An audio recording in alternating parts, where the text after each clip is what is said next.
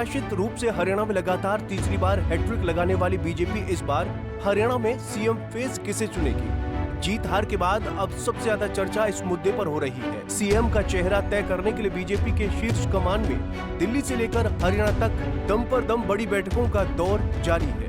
Counting वाले दिन जब बीजेपी ने हरियाणा की 90 में से 48 सीटें हासिल की, तो प्रधानमंत्री नरेंद्र मोदी ने सोशल मीडिया प्लेटफॉर्म एक्स पर अपने अकाउंट के जरिए हरियाणा के कार्यवाहक सीएम नायब सिंह सैनी को जीत की विशेष तौर पर शुभकामनाएं दी। पीएम के इस इशारे के बाद से राजनीतिक मठाधीशों के बीच ये संशय क्लियर हो गया है कि हरियाणा के एक बार फिर मुख्यमंत्री नायब सिंह सैनी ही बनेंगे।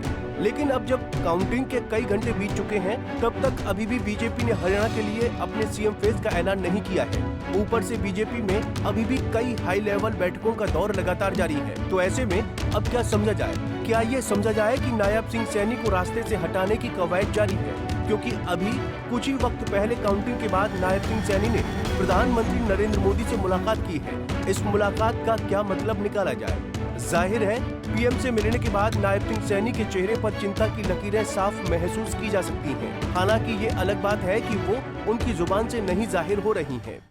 आदरणीय प्रधानमंत्री जी से शिष्टाचार मुलाकात हुई है, क्योंकि मैंने हरियाणा की जो प्रचंड जीत हुई है उसके बारे में आदरणीय प्रधानमंत्री जी को बताया है। और मैंने कहा है प्रधानमंत्री जी को कि आपको हरियाणा के लोग बहुत प्यार और स्नेह करते हैं, और उसका परिणाम है कि आज तीसरी बार भारतीय जनता पार्टी को इतनी बड़ी सीटें दे करके ये तीसरी बार हरियाणा में डबल इंजन की सरकार बनी है।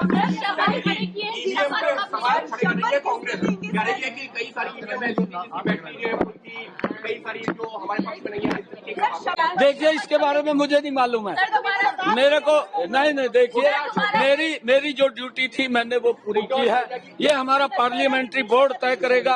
अभी हमारे ऑब्जर्वर भी आएंगे, वो ऑब्जर्वर और मुझे नहीं मालूम है, वो केंद्र तय करेगा। हमारा पार्लियामेंट्री बोर्ड तय करेगा। विधायक दल अपना नेता चुनेगा, किसको चुनेगा किसको नहीं चुनेगा। जिसको भी चुनेगा, हमारी पूरा का पूरा विधायक दल, हमारे यहाँ कोई किंतु परंतु तो है नहीं। हमारे यहाँ कोई ये भी नहीं कहता कि ये जो पार्लियामेंट्री बोर्ड का आदेश होगा वो सिर माथे के ऊपर होता है। और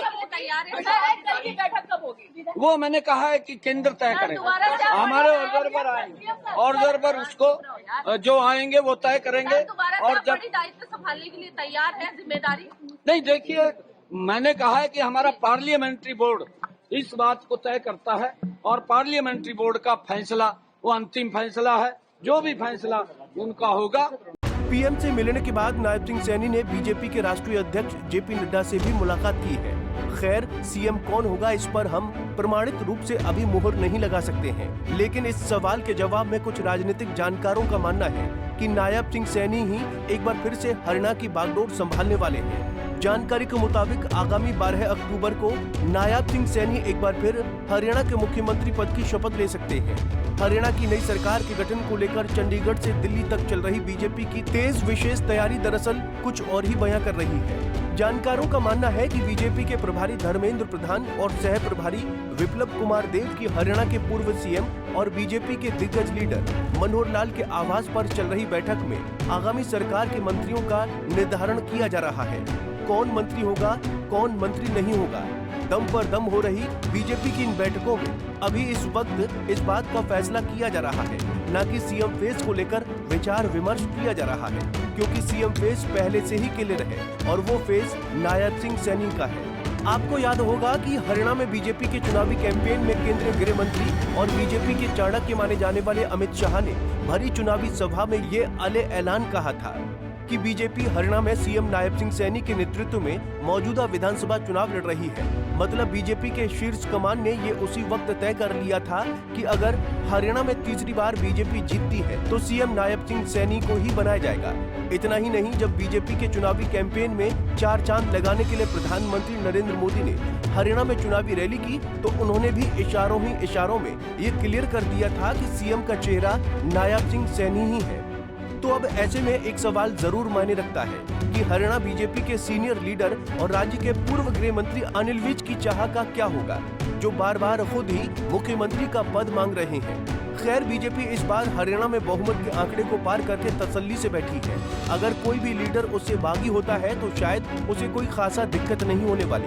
bureau report, Punjab Kesari TV.